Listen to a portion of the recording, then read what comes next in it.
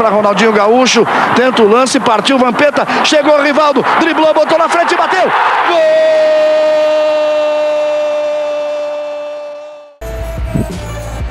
Yes, Kweku, Wagwan. Talk to the people. Hello everyone, welcome. Speaking to Mark Kweku and Team Marco, that's my full name, that's my government. So, you know, like, I'm not going to hide anything, that's just who I am.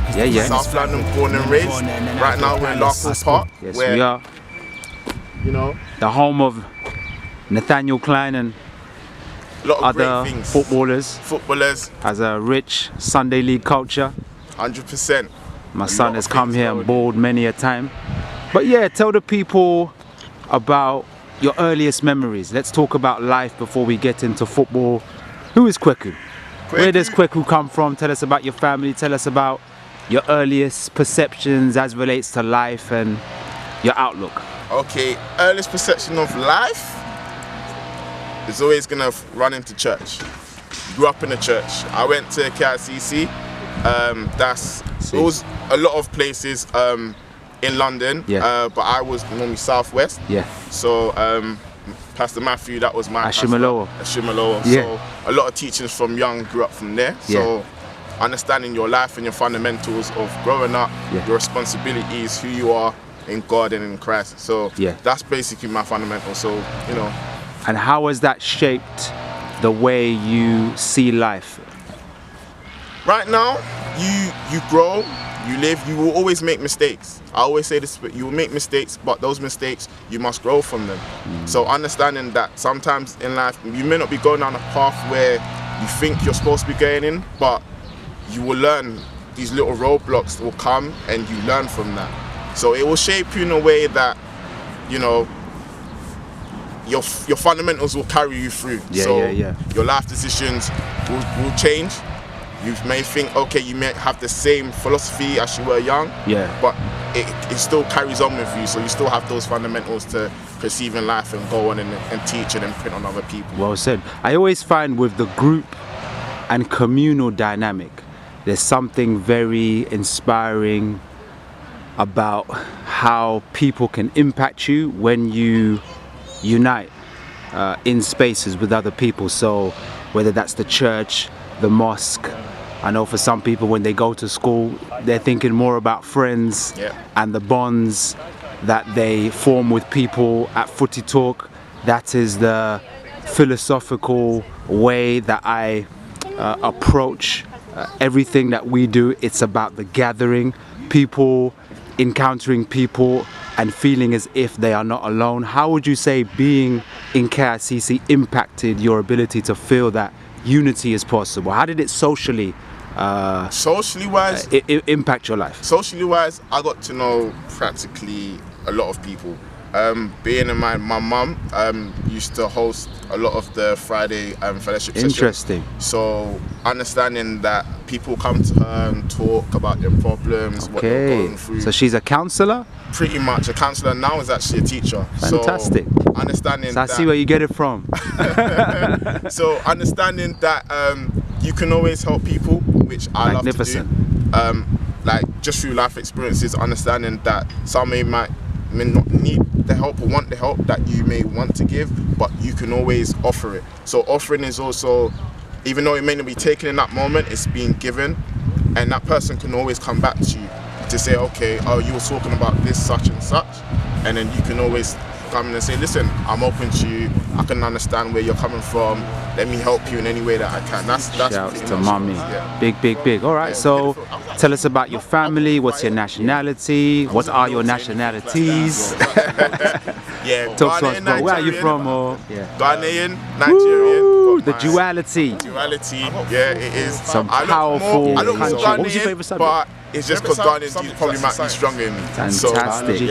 And where in Nigeria That was do my your favourite as well, family yeah. Only because originate and chemistry- where I don't- in like, Ghana at do we early find stages, your chemistry people? was more or less like Igbo photosynthesis and from my father's side. Yeah, so And more like leaves, Kedu. plants. I wasn't so fun in that with Kweku, Mother which Nature you would and know, everything, but it's from my growing mother's up in side. life, like, So ballistics in now, Accra, Beautiful. so That's you know, it's a yeah. so And I can see the connectivity to the wonderful. sport. And where were you That born? Both love. I was And actually you born being in the interested in the United body Kingdom. and I must know science. the body to know that South soul. London, born and Beautiful. raised Say it in again. South Tell the London. people I must again. know the body to know that soul. So what you growing up, input in went your to the body, primary Wonderful. school, it will Okay. come out. So on your And training that's days, in if you Streatham. don't feel your body In the way you're secondary school? supposed to, And secondary school went to the whole so know which it the well. equation, I call it the equation, doesn't make sense. Yeah. You Can't can't put put junk in, you Yes, get my junk brother. out. Fantastic. Putting good stuff in, you get the best yeah. out of you. So Have you been to Well Ghana? said. And did Have you been to Nigeria? always have this I've been to awareness, Ghana, or is I've it been to something that Nigeria. developed over time? I was actually in I mean, Nigeria the year before COVID. not the self-awareness bit, because that's young. You're not really clued up in so much things. But when you have a family home that provides you with all the essence of great foods and always like you have your oats. Like I'm very basic with what I eat. Yeah. Oats, bananas. Yeah. That was literally what it was. Literally oats, bananas, porridge. That's me, bro. What do you want for your breakfast? Yeah. That was pretty much the only options you had. Yeah, and yeah, fruit. yeah. So you had that, and then I'll go on for my day. So I didn't know I was already filled up to progress and to elevate. Yeah. I just knew that was just what I had every morning. So Yeah. you know, that was Fantastic. pretty much it. All right. So, moving on from secondary school, where did you go to college? Did you go to uni? Secondary school, Dunraven. From there I went to Southend College. I was thinking I was going to be an engineer, so I did electrical installation first. Fantastic. And then not that I didn't like it, I didn't think it was such my calling. Yeah. Because I was better on the software side. Yeah. So then I did IT, I did an IT diploma. Okay. Interesting. I did that. And then from uni, I went in to do forensic computing Fantastic. for like 2 years. However, I did drop out. I will not hold that from you. I did drop out. Yeah. I didn't go back. Okay. What I did do, I did not research into who I am, Yeah. but it was more or less, okay, let's live, let's find out, let's go on a little journey, because this is what my friends who are a lot older than me told me. Listen, find out what you really want to do. Don't rush into anything, just find out who you are. So growing up, I do know a lot of people, and I go to a lot of functions like outside of work, and you know, like might be football, it might be like basketball, might be drumming, which I'm starting to drum again after like 10 years. Tell us more about that. Yeah, I was actually like level 3 to level 4 drummer. Fantastic. And then now I've got like my whole kit again, so I'm starting again. So that's yeah, go on. I'm enjoying this multi-dimensional understanding of who you are. The different academic spheres that you operate in. 100%. The music. And It's good to know. where am I going now? Yeah, no, So we're just from talking my about the music. activities, just like even musically, I've got like I'm in part of like a carnival group. Fantastic. So we do floats every year. Fantastic. And do like fence. We go away like abroad. Go to Germany, Berlin, Rotterdam. Fantastic. All over. Good to know. Good yeah, to know. So tell us about your first memories when thinking about the beautiful game. Who introduced you to the sport of football? Was it something you watched? Was it a group of people who you observed? Was it your father? Was it your uncle? Tell us how you met this wonderful game we still love today. It was literally when you see a block. Yeah. It was in Adair Walk, Streatham. Yeah. So we had a coach called Manny, and Manny used to be like just out there playing, getting guys, listen, come to the cage, come play football. That was my early stages of getting into football, playing around in the block. However, it was my father, who's actually a Liverpool fan. Okay. But Big up, Pops. understand, he told me from young, Yeah. and he professes it to this day. Yeah. He said, you can support anyone, Yeah. but it's up to you. And at the time, Yeah. he said, because Gullit was the manager for Chelsea, Shout and he was out to Ruud Gullit. black, Yeah. which is in my, you see the melanin? Yeah. He said, identify. I didn't Yeah. know. All of these Yeah, things, yeah. you don't even find out now. He Yeah, said, yeah. identify Yeah. where you feel. So it was, so Chelsea, became my one love. Fantastic. So, and that's an important era when it comes to a very important the history era. of your football club. 100%. What can you remember about that era? Who else was playing for Chelsea at that time? We had Hasselbank. Legend. That's one of my I'm a Tottenham man. He's hurt. That's one of our team. Silas knows very well what I've seen it. I went to the bridge. You man smacked us up, I think, by 5 or 6. Like, I had to sit there and enjoy the pain. Exactly. Like, Poyet, Zola, the Uruguayan. He's from Uruguay, isn't it? Who's that? Uruguay. Yeah. Bad man player. It was. I associate more with strikers. Yeah. But I understood the value of defenders. So seeing the Rock Desai just impose himself. Desai. His will. And he was at Milan before he came to he was Chelsea. At Milan. So Vialli came in. Vialli. And really the bald head. Yeah. And so the good version of Vialli. Full of international stars into the Chelsea team. So you had Torian and Flo. He was the super sub before super subs. Like Solskjaer was doing stuff. So people don't really understand these things. But Zola, Gianfranco. That was who I really idolized. Baller, one of the best the Premier's ever seen. Ever. Yeah. Like if you see Silva for Man City, what you think that's what we were seeing back then in the 90s. He was one of the first players where Sir Alex Ferguson used to say, listen, man mark him. They never used to do that. They actually said, man mark him. That was it's an accomplishment. Yeah. And it's also something that you would love. Okay, they rate me so highly that I have to be marked out of the game. Yeah. And they couldn't do it. Yeah. You were just so magical, free kicks, top bins, left, like wherever you wanted to put it, you could do it. Like, he was a mercurial player. No, he was. Gianfranco was still talking about, Yeah. And I remember him at Napoli, because I'm a Diego Maradona fan. And when he was at Napoli, he was built to be the answer in the aftermath of the questions that Diego left when he unfortunately had to happens. Sometimes the weight is leave too Napoli. heavy somewhere else. Yeah. But then came to Chelsea and you go on your travels. I say, even though you fell somewhere, you can still prosper somewhere else. No doubt. So you never have to think, okay, if it can't make it here, it never happens. That's why I told the youngsters, listen. Well said. You can't just think, okay, I failed here, that's not gonna happen. No, you can go somewhere else and just elevate and fly just as high as you can. So that was my fondest memories growing up. So shout out to Babi Yaro, I play like you now. So. Fantastic. Yeah. And talk about your actual relationship with playing spaces. When you first kicked a ball, the first football teams you played for, football in the playground, the football team you played for in your teenage years. Talk about your playing experiences during your childhood. I played mainly for the school team. So the first team I actually played for was school team. So I played from year 5 to year 6. But then year 6 has got an asterisk because my mum said, listen, you need to focus on your stats. So football's out of it, which I do kind of regret because in year 5 I had trials for Fulham, I had trials for Charlton as well.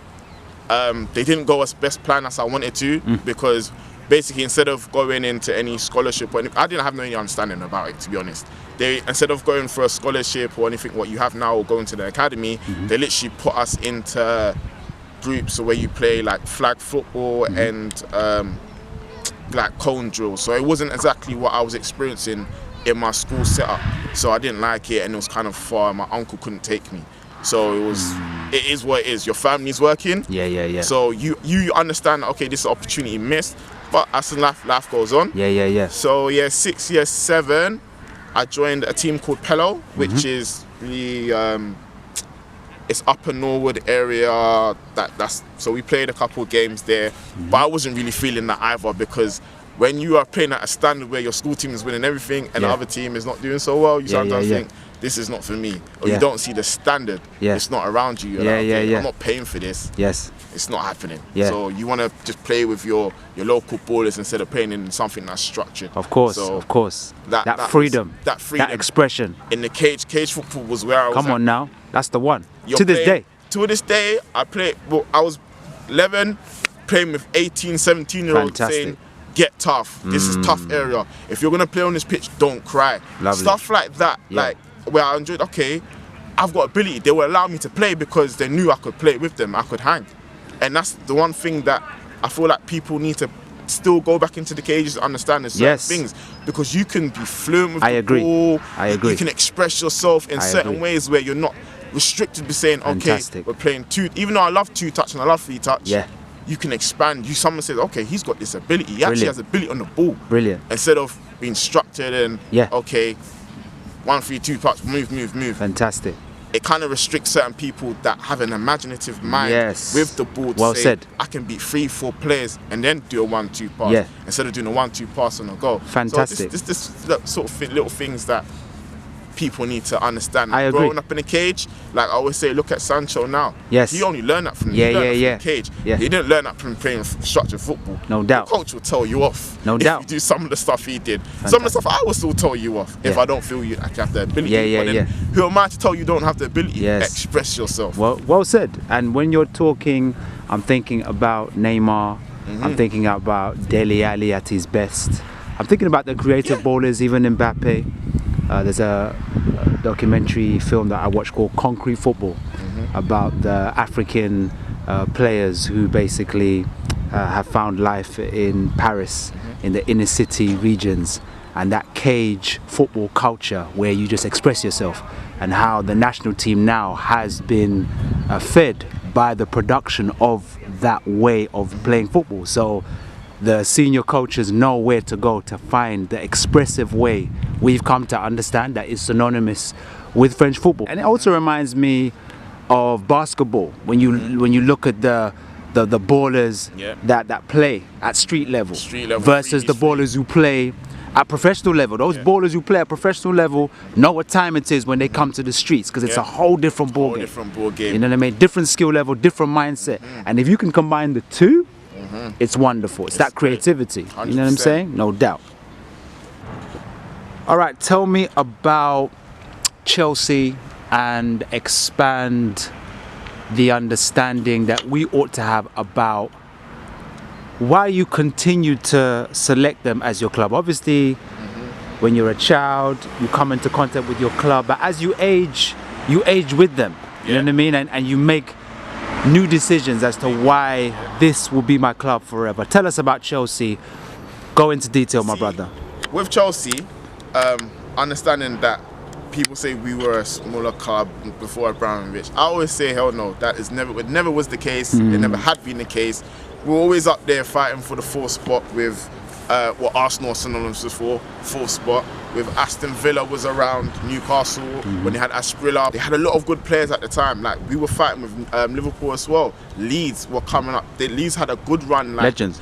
Viduka, they had Alan Smith. They had a very good squad, and we were there fourth fighting. And when we got that spot, it was game over. So you know, like, we transitioned from Zola, Hasselbank, and then we got Go Johnson. We got Bola, Drogba.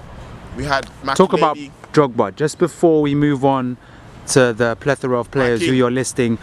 Tell us about Drogba. What does he mean to you as a football fan, as a Chelsea fan, as an African? Go in on Didier. So they know. Oh, what is he doing now? So they know. I'm not stripping off anything. This top comes. Tell the people. This top comes out only for special occasions. All right. See what this is? We see the back? We see it. Tell us about that day when he won you the most prized possession in club I actually came history. Back from university. I was with my missus at the time. Yes. I was living in Plumstead, funny enough. Okay. Very tall apartment building. Okay. And I was so tired. Even for the game, I couldn't eat. There was no sense of, I didn't understand like how we had lost so many, like the Man United final that we lost. I couldn't understand that. I was like, I cannot go through another loss. It's too painful. But that's what football brings. It brings pain. It brings love. It does. Like the emotions that you get, it just, you can't put it in a bottle and just give it to someone. It's something so personal to yourself, like what it means to you. And Drogba that day meant everything. Like, if someone told me to just live out and say, listen, give all your money to Drogba, I would have.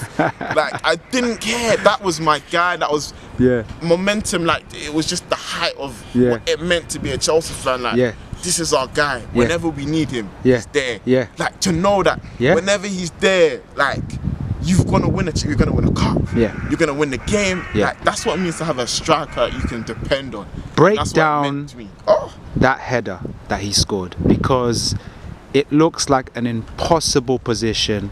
The height, the elevation, the aerial ability, the angle, the precision. Break that down. I always say striking the ball is much easier than headering. Yes. Because headering is something that you've got to want to do. Yes. And to actually power it from that angle, because you're Yeah. going away from goal, you know. Yeah. The angle of the goal is look, the ball's coming from this direction. Yeah. He's running here.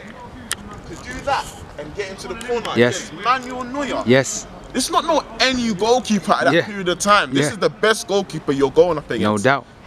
And he did that. Well, no, I lie. I checked that. Czech was the best goalkeeper. So, yeah. When you equalised, did you think you would go on and win it? Had no doubt. Yeah.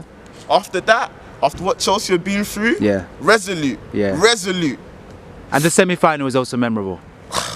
Tell us about that. £50 million goal, we'll spend it every single time. As a Chelsea guy, we'll spend it 50 more every single time Yeah, to yeah. have that moment. Yeah.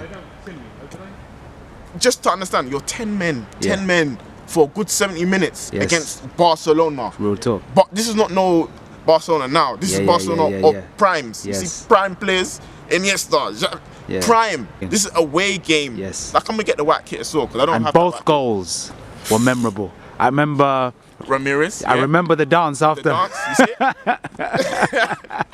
And then Torres, one-on-one Torres. with the keeper. Listen, Take us through your thinking I'll tell you from as my he found thinking himself process, in that my position. thinking process, Yeah. I'm not gonna lie. I Yeah. thought he was gonna miss. Seriously. That was the only player, because he wasn't.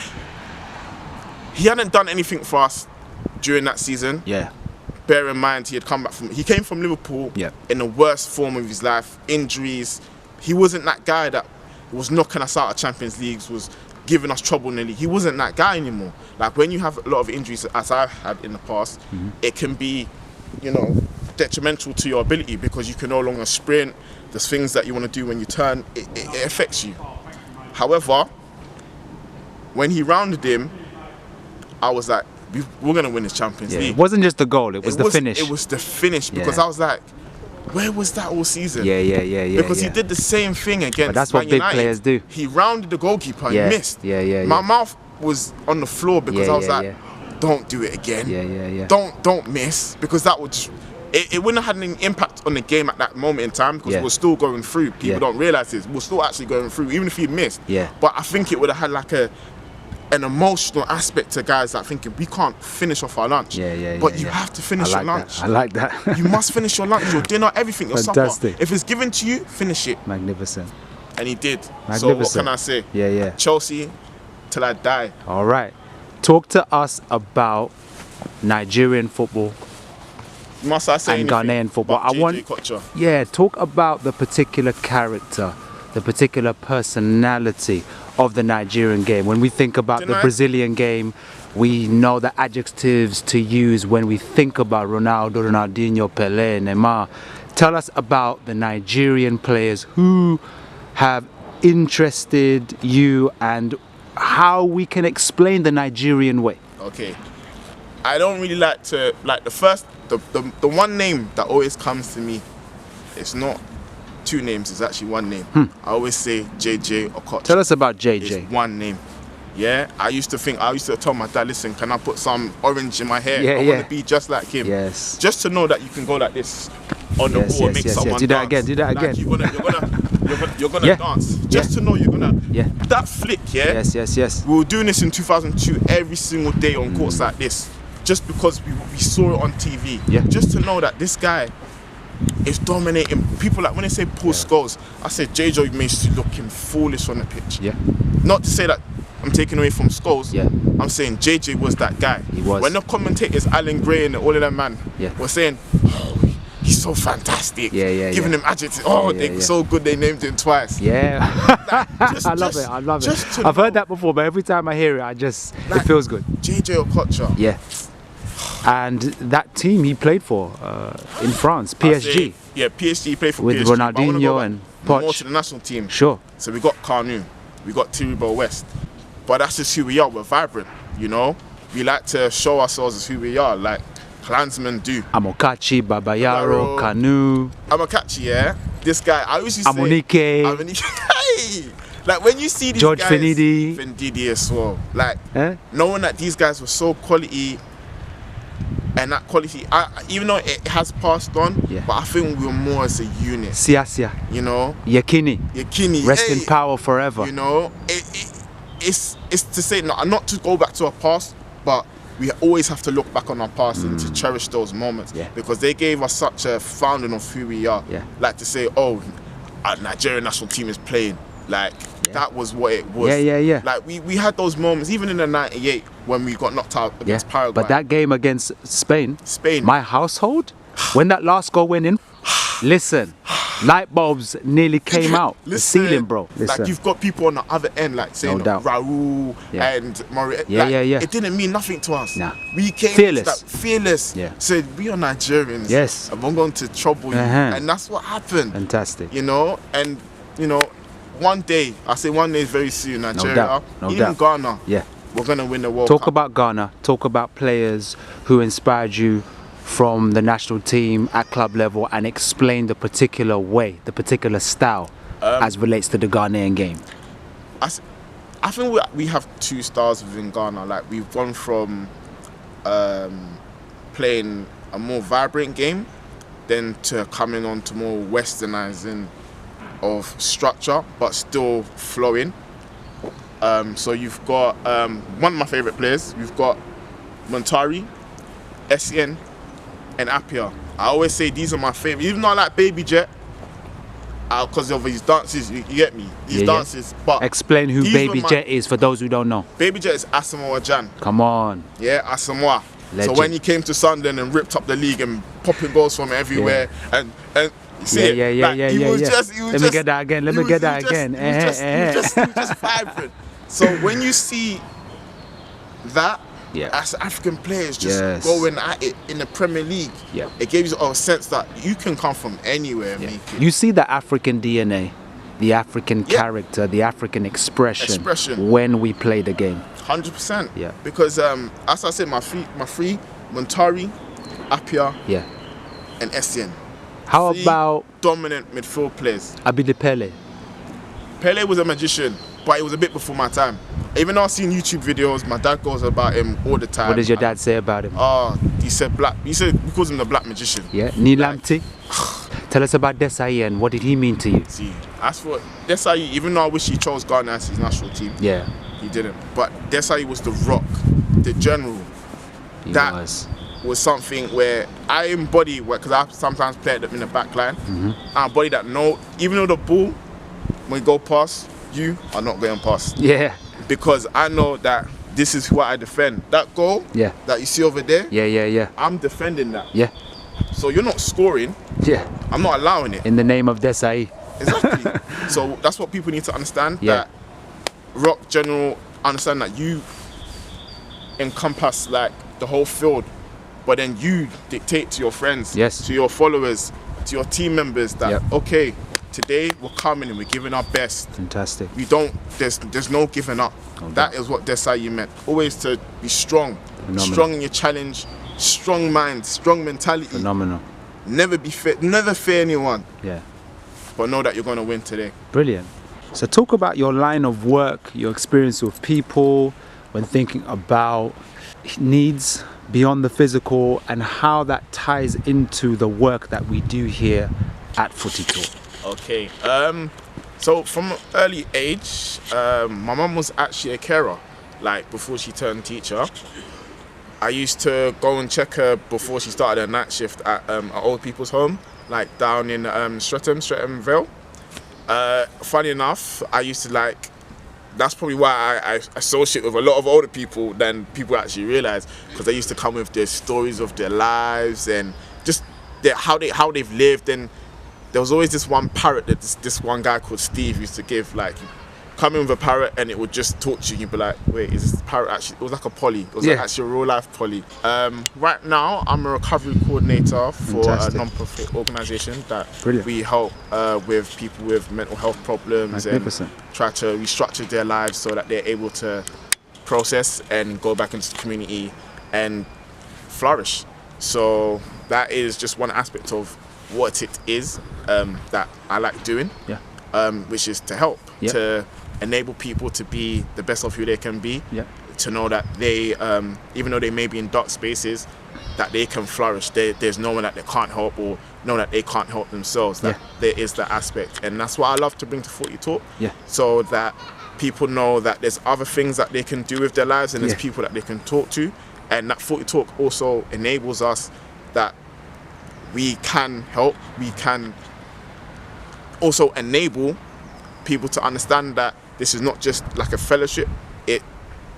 It's a creative space that they can, flourish and engage with others that may have knowledge on other things that they may not know about. Fantastic. So that's what I like to do. So, and the FutiTalk is allowing me to do that as well. And that's why you found a home here, and that's why it's been so effortless for you. It's because of who you are away from the pitch. And I liked what you talked about when you explained what you do, how it works, how it impacts people.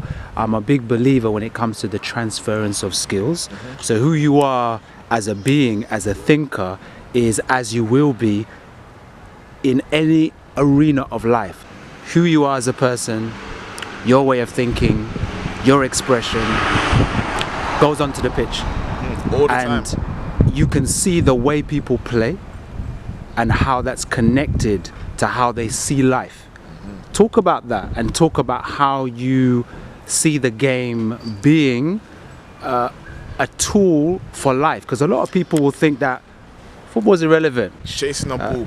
and they don't see the social reasons for playing the game. FutiTalk is about social change. That's how I said the transference of skills. So talk about the relationship between life, sport, and what you do after you play the game. Okay, so what you need to understand, and what FutiTalk is trying to explain to a lot of other people, there's an emotional aspect, there's a physical aspect to the game, and there's a camaraderie aspect to the game as well. So fellowship. So what you've got people on the pitch fighting for the same goal. They're all trying to achieve certain things. So you might have the back line saying, I'm going to keep a clean sheet. So that's a togetherness. We're all going to do this together. And you can only do things together to achieve things. I always say, if you want to do something by yourself, you do it fast. To go far, you do it together. So 11 guys trying to accomplish the same thing. They're in it together. It's a fellowship. It's to understand. It's to communicate. It's to know that sometimes your weaknesses may be exposed, but your brother, who understands you clearly, will try to not get that exposed. He's there to support you in those enablements. And that's the same things within life. You may not understand, that I might not have no money. Your guy might be saying, no, I've got your subs. You see what I'm saying? Because that's your friend, that's your brother, that's the communication that people don't understand. Even outside life, you talk to people who may need to help you, and that's all the being of who you are. Because even your DM is supposed to help out on the mistakes, to break down. That's beautiful, my brother. I'm loving it. That's the DM. That's his I'm liking the relationship connections you're making to life. That's within life. Like, you're out there. That's what my job is. I'm there to break down the aspects of where you may need help. So so to speak, I basically pinpoint what you're failing at. And then I try to give back to you, because that's what the DM passes back to you. After he gets the ball, he passes Keep talking, back. Bro, you're flowing. I try to assist you back. So I see the problem, I stop it, and I give it back to you. To say, okay, this is an equation to your solution. So this is what you need to understand. So it's just stuff like that. That's what I always try to encompass. It's not just 11 men chasing a ball. It's not. They're all trying to achieve one goal. It's life. It's lessons. It's lessons. You may not win, and there are lessons that you always learn on the pitch. How to engage with your emotions. How to stop. Okay, I'm going over the board. Okay, but I understand that my man's not had a good day. There's some emotions that sometimes you bring out, and you can bring that out on a football pitch because it shows that you care. And that's what some people need to, with an 11 aside or 7 aside, 3 aside. There's always emotional relationships that you also need to encompass and to understand what they are. And that's what that's why I always say, don't just stay at home. Come out to the pitch. Come out to FutiTalk. And understand that you can gain a lot of things that you can learn from. So yeah, that's me. Nah, you've spoken beautifully, and I really like the way, as I've said, you've connected football, the people who play, the positions they play in, to life, and the nurturing process that goes into the making of you, the individual. I liked how you use the different spaces on the pitch, the different areas, the different roles that ballers have, and how that can feed into what a person needs. It sort of led me on a thinking road. I was starting to now picture what the midfielder can offer the individual as he or she challenges for their pursuits in life, what the role of the striker is when it comes to the psychological benefits that you derive out of the ideas that a striker ought to have. A striker, you know what I mean? That killer instinct, being direct, 100%. Not wasting time, that Never. anticipation, all of that. 100%. The field of thought that you've taken the viewer into is remarkable, it's insightful, and it gives people the expansive understanding that football is a social process. Social process. You understand so many different things through football. Understanding there's relationships. Someone might be hard-headed, but someone might be timid. Someone might be overbearing. Someone might be creative on the pitch, but doesn't understand that sometimes he has a responsibility. Yeah. You gain these because someone else will be there to tell you your problems, your weaknesses, and your strengths. Fantastic. And you learn these things, even just not just say through fitness, but through life. Yep. Someone, like I said, with communication, you understand yourself better. Yep. Because you may not also see your flaws, because being at home or being in establishments where it's just you're just you. You don't understand what you can give and what someone else can give you. So I always say, come down to FutiTalk and understand where you might fit in and understand what you can give. As we close, tell the viewers about FutiTalk, your experience as you've journeyed through the relationship, this project, this program, this movement. As I've said, this family is something that unites people, but that understanding can only be conveyed by those who've witnessed it, encountered it, and been in the spaces where everything I've just said has a volume and a presence. So talk about FutiTalk. FutiTalk is a family. You build relationships. You build emotional bonds with each other. You build understanding, and you're taught values that not just on like within a football space, but within an emotional space, within family space, within a social aspect as well. Yeah. So what I've gained from this, from FutiTalk and being around, it's probably been about a year. Definitely. That I've been with FutiTalk. Like friendships have grown. Feels like 10 years. Exactly. That's how strong the bond is. The communication is frequent. Yeah. It's flavoursome. Yeah. It's always, there's an aspect of banter. Definitely. You know, there's an aspect of family. There's no an aspect doubt. of learning. There's an aspect of all many things that they bring to me. Yeah. And I'm learning as well. I'm learning the people, what they bring, what they have attributed to FutiTalks themselves, and what their plans are for the future. No doubt. You know, and what they want to do in the community, and what they want to do for us all. No doubt. So yeah, I look very funny in what we're gonna bring. No doubt. So, you know, respect Kweku. Understandable. It's great. It's been an honor to have you in front of the camera. I want the world to know about your intellect, and I want them to see your leadership qualities. FutiTalk is blessed to experience your presence, and we're going to go forward together, onwards and upwards, my brother. Alright, much love. But Tottenham, we're going to beat Chelsea when we play you next, so don't get too excited, mate. Don't get too happy.